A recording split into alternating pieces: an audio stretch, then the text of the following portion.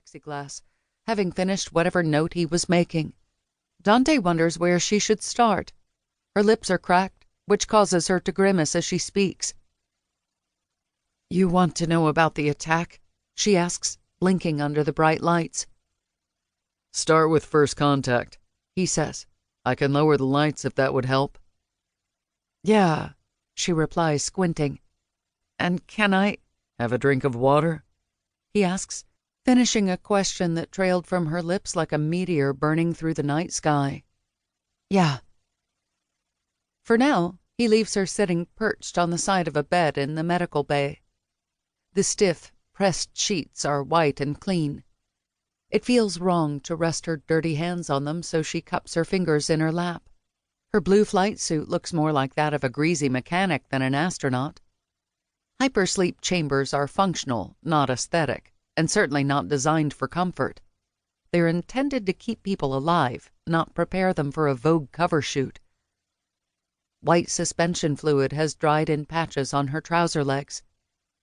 Maybe she really is in a porn flick. That random, chaotic thought brings a wicked smile to her face, and she lets out a solitary laugh, not that anyone hears it. Dante is in no state to count the beds around her, but the ward is empty, which leaves her wondering about the rest of her crew. Perhaps they simply woke her first? But why not wake everyone at once? Are the others okay? Have there been complications? Fatalities? The act of turning her head to look around leaves her feeling dizzy, and those thoughts escape her, dissipating like a mist. Dante has no recollection of how she got to the medical bay, but waking from hypersleep can be disorienting. Metamonitors sit idle at the head of each bed except hers, where a series of lines roll slowly across the screen. An erratic bouncing ball marks her heartbeat, while her temperature, blood pressure, and oxygenation levels are slight squiggles by comparison. They're roughly flat, undulating softly as the respiration line rises and falls in time with her chest. "They're all good," a voice from behind her says. "You're a little anemic, but otherwise in good shape. Nothing a shot of stems won't fix." "Oh, yeah," Dante says, turning to face a doctor, a young woman. Too young.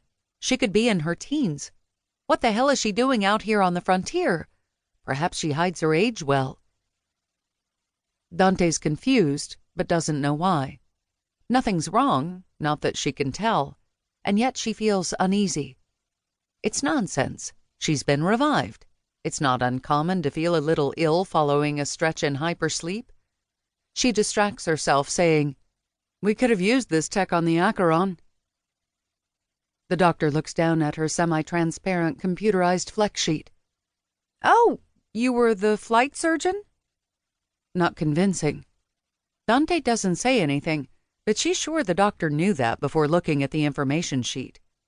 Maybe she was simply double-checking, not wanting to act on an assumption. Why would she pretend not to know?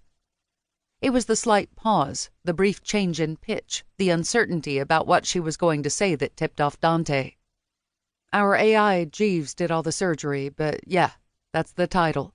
Or it was." "A lot has changed," the woman says. Her tone becomes more relaxed.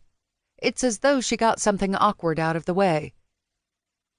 Given all Dante's been through, she's wary of others. Perhaps she's a little too cautious. Maybe she's reading too much into the innocent reply of a young doctor.